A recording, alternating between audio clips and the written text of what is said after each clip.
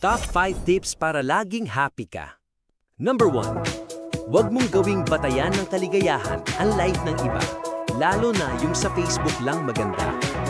Kung lagi mong kinukumpara sarili mo sa feed ni ate na may travel goals at flawless skin, di ka talaga sasaya kasi di mo kita yung stress niya habang ine-edit yung post.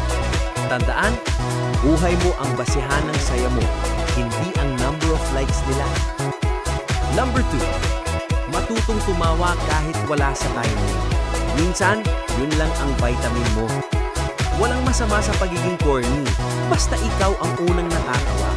Yung tipong, late na ko, broke pa ako, pero ang gwapo ko pa rin, sorry na. Minsan, ang tunay na joy ay nasa kakapalan ng mukha at kakayahang tumawa sa sarili. Number 3. Lumayo sa energy vampires. Yung mga taong laging reklamo, wala namang ambag. Kung ang kausap mo ay laging walking problema, di ikaw ang magiging sunod na issue. Huwag kang emotional basurahan ng taong ayaw ayusin ang buhay nila. Surround yourself with people na kahit sabog, marunong tumawa at mangdamay ng saya.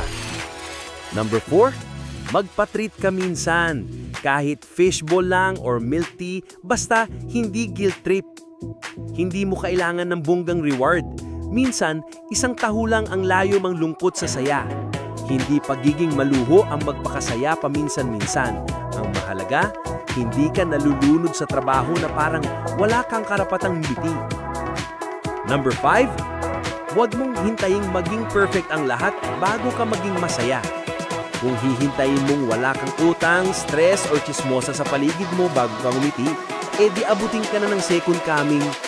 Ang kaligayahan ay hindi resulta ng sitwasyon, kundi desisyon mong piliting matawa kahit may sablay. Bonus tip, ang tunay na masaya, hindi 24/7 tumatawa, pero 24/7 kayang mag-recover. Huwag mong i-pressure sarili mong laging high energy. Maging masaya sa sarili mong timing.